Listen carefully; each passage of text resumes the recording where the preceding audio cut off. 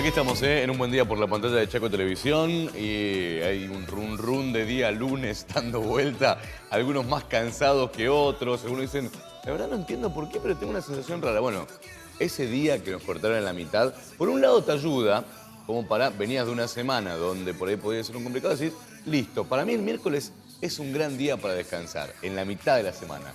Ahí hacemos un parate y después seguimos. Pero bueno, lamentablemente no se puede hacer que todos los miércoles tengamos un día feriado, pero es una muy buena idea para los diputados. ¿Qué sé yo? Entre tantas ideas dando vuelta, ¿viste? ¿Por qué no podemos darle nosotros una de acá?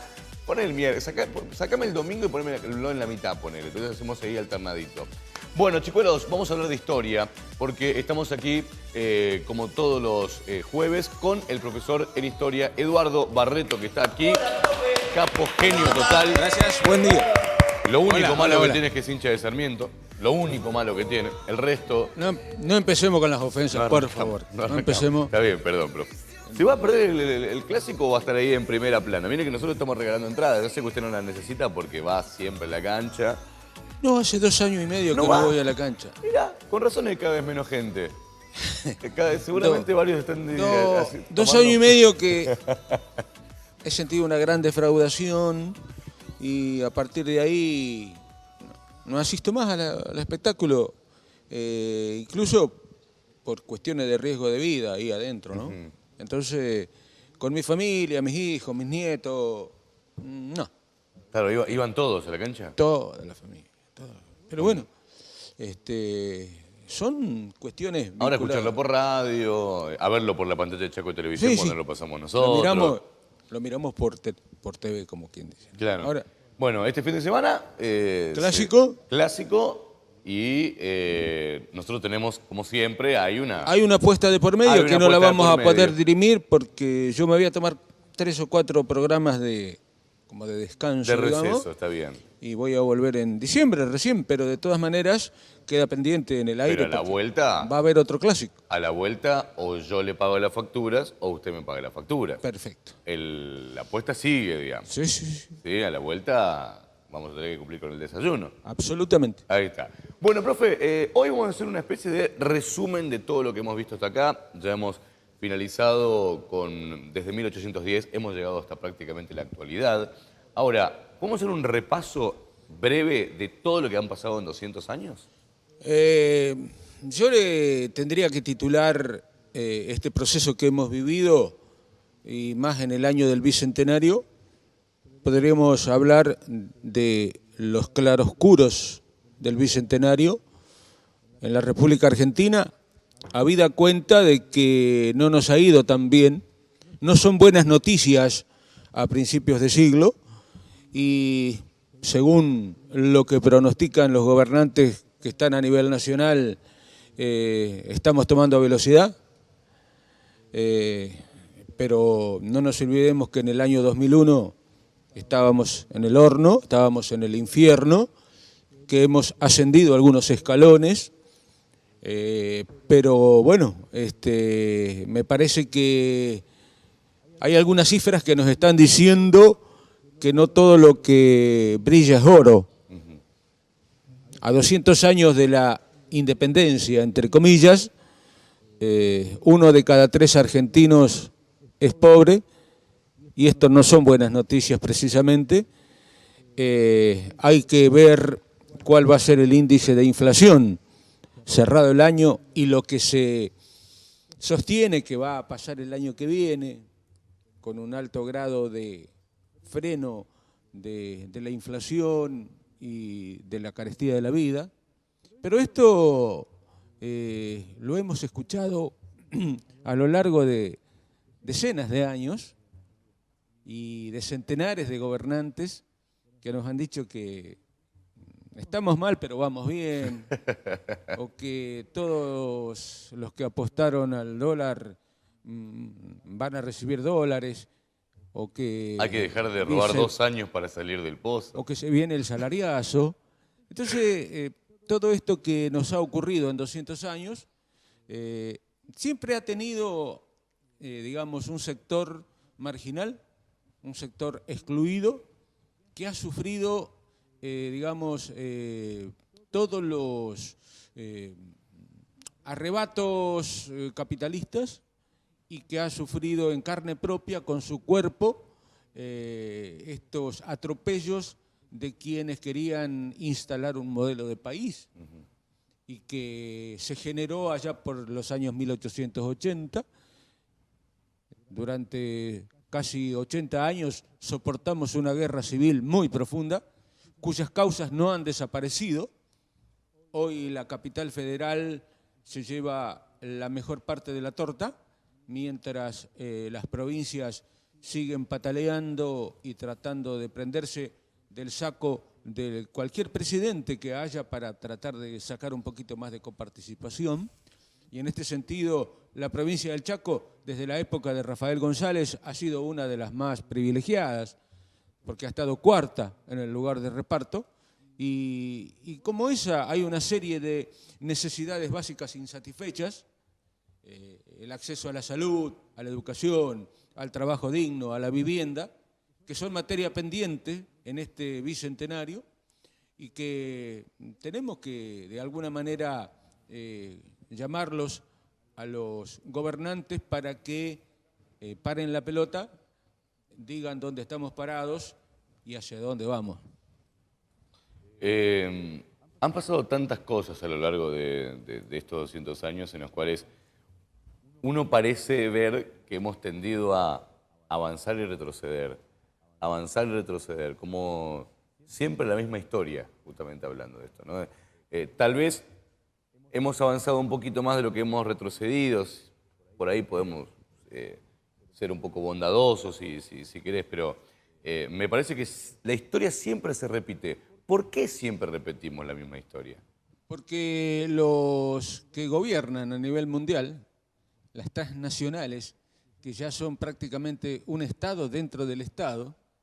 El otro día escuchaba una cifra, como por ejemplo un gran supermercado que está instalado en Resistencia, que empieza con W, tiene 600.000 empleados en todo el país, tiene prácticamente sus estandartes, sus íconos, le falta tener un ejército y se puede transformar en un Estado prácticamente. Entonces, esos hombres que manejan sumas siderales de dinero, compran gobernantes, pagan campañas electorales, le pagan a uno y a otro. 600.000 empleados. ¿Sí? Entonces, o sea, la población de una ciudad, digamos. 4 estados pueden apoyar a los republicanos y a los demócratas al mismo tiempo, porque después cualquiera de los que gane, ellos le van a pasar factura. Y en la Argentina, los capitales que han venido del extranjero nunca vinieron a apoyar el desarrollo nacional. Siempre vinieron con capitales volátiles a tratar de llevarse más dinero del que trajeron, indudablemente, y no contribuyeron ni en la época del siglo pasado ni ahora a permitir un desarrollo integral de la Argentina. Por eso todos aquellos que han querido oponerse a la presencia de estas inversiones un tanto nefastas, han sido derrocados, perseguidos, fusilados, como en el caso de Dorrego, con Juan Manuel de Rosas, con Hipólito Yrigoyen, que creó yacimientos petrolíferos fiscales, YPF, con Perón, y con aquellos que han querido de alguna manera mantener la soberanía nacional, fueron despojados del poder porque los intereses del gran capital internacional no permiten que haya un desarrollo propio, ¿no? Es decir, que haya una independencia económica y una justicia social, de alguna manera. Es por eso que hemos ido avanzando y retrocediendo. Ahora estamos todos con el consenso de Washington. Este acuerdo que han hecho las grandes potencias de la OTAN, de la Unión Europea, y ahora se viene la del Pacífico, que van a tratar de montar en contra del ALBA y en contra del Mercosur, para romper ese bloque de países que alguna vez quiso alinearse para defender la soberanía latinoamericana. Y bueno, la historia es, digamos, cíclica, no es lineal, sino que de alguna manera se mueve en forma de espiral y las recetas que va dando los organismos internacionales, llámese Fondo Monetario Internacional, Banco Mundial, etcétera, se van formateando de manera tal de que si esta no encaja en este país, la podemos aplicar acá. Vamos a ver el caso de la educación pública y lo que se va a venir a partir de los próximos años, imitando al modelo de Chile, porque vamos a ver que los diagnósticos van a decir que la educación pública en la Argentina es malísima y hay que reemplazarla por un modelo privatista y jerarquizante. Por eso creo que los sectores más postergados, los olvidados, han tenido siempre la esperanza de salir adelante. ¿Qué ha cambiado a partir de legitimar a quien está al frente del país? Porque antes eran los caudillos los que manejaban todo y prácticamente llegaban a dedo, decían, bueno, se elegían entre ellos, digamos, ¿no? Después hubo un sistema de elecciones que era absolutamente fraudulento, corrompible. Llega la ley Sespeña y a partir de la ley Sespeña, ¿cómo que se le da un poco más de transparencia? Pero son digamos, una especie de tratar de descomprimir un poquito la situación social, porque a partir del siglo XX, con la presencia de los anarquistas, de los socialistas y posteriormente de los comunistas, los humores sociales se habían comenzado a comprimir.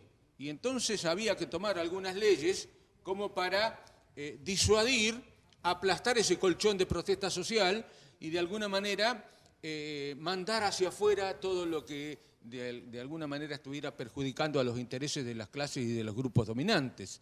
Por ejemplo... ¿Siempre fue la misma discusión? Siempre fue, tratemos de callar al pueblo para que los intereses de los dominantes no se vean afectados. Lo tenemos en la misma noche del 18 de mayo de 1810, cuando ahí algunos dicen, bueno, al Cabildo Abierto, ¿quiénes van a venir? Y los buenos vecinos, la gente más sana de la ciudad, y los negros, y los pardos, y los mulatos, y los esclavos. No, eso más adelante. Después vinieron con los caudillos, la chusma, el hombre de los arrabales, no, eso no entran. Y después, bueno, ¿qué hacemos? Y hay que sembrar, y están los indios estos que joden. Y bueno, vamos a eliminarlo. Y se armaron ejércitos para matar a través del genocidio a cientos de miles de indígenas. ¿Y ahora qué queda? Y los obreros. Y bueno, vamos a hacer una ley para reprimirlos y a aquellos que molestan los mandamos de vuelta a Europa. O sea, siempre fue igual, pero cambiaron las formas, digamos, eso me está diciendo. Claro, pero después vienen leyes suavizantes, leyes demagógicas, que es como si le palmearan la espalda para al la trabajador. Gilada. Y bueno, con el tiempo, tanto los inmigrantes como los obreros, los esclavos, los gauchos, ha habido fusilamientos masivos, ha habido 1.500 obreros fusilados en la Patagonia, en la masacre de Napalpí, en Rincón Bomba, en la Forestal, en Las Palmas. Son 200 años de guerras que hemos tenido con, no hablemos, por supuesto, ya lo hemos hecho, de los 30.000 desaparecidos. ¿Esa fue la peor guerra interna que tuvimos? Bueno, la de los 30.000 desaparecidos del proceso del 76. Lo que ocurre es que se concentró tanto en 5 años, a un promedio de unos 5.000 por año, que prácticamente tenían que utilizar métodos muy sutiles. De lo contrario, los argentinos no íbamos a ser tolerantes, como dijo Videla, para aguantarnos 5.000 desaparecidos por año. Entonces lo tenían que hacer de manera muy sutil para que no apareciera como tan chocante. El desaparecido, si vos sumás los que hubo desde el 76 para atrás, de alguna manera, creo que fue una dictadura cívico-militar corta, pero terrible. Pero si sumás los muertos y desaparecidos desde 1810 hasta 1976, ha habido procesos donde se han llevado a 500 de un solo golpe, a 700 en otro fusilamiento, a 500 en una persecución a los Pilagá en Formosa. ¿En la conquista del desierto hay un registro, por ejemplo, de la cantidad de...? ¿A qué te referís cuando hablas de conquista del desierto? Cuando... ¿A Patagonia? A la Patagonia. Bueno, porque ellos llamaron conquista del desierto... Al norte y al sur. Al norte y al sur. Sí, es verdad. La Patagonia era un territorio destinado prácticamente a la cría de ganado ovino. Sí. Este territorio había que ganárselo a los tehuelches, a los puelches y a los onas para traer ahí a quienes habían comprado la tierra por anticipado. Es decir, ya se le había vendido a la tierra que le iban a quitar. Y entonces salieron con Julio Argentino Roca, este hombre que tiene monumentos, calles, avenidas, ciudades a su nombre. Sarmiento también, y también, sí, hay varios. Habría que hacer una revisión, sin el sentido de revisionista, ojo. Y allá fueron. Se calcula que hubo entre 6 y 8 mil muertos. Qué bárbaro. Y cerca de 20.000 prisioneros que lo fueron distribuyendo de a poquito. Como esclavos. Después venía el otro desierto, como le llamaban ellos, el desierto verde, que era el Chaco. Con Victorica en 1884 había que dar escarmiento, no había que matarlos a todos, porque ellos servían para trabajar en el monte, por lo tanto la campaña fue distinta, hubo menos muertos aquí, pero estamos hablando de varios centenares de miles. Si sumamos los que murieron en América Latina y los que murieron en la Argentina, estamos hablando de 6 millones de indígenas, pueblos originarios que se los llevó puesto el capitalismo que se quería aplicar en aquel momento. Entonces el indígena del Chaco, que aparece en algunos de los trabajos que he realizado, como olvidados, marginados, invisibilizados, con historias tergiversadas, nos han contado una historia que nada tiene que ver con la realidad.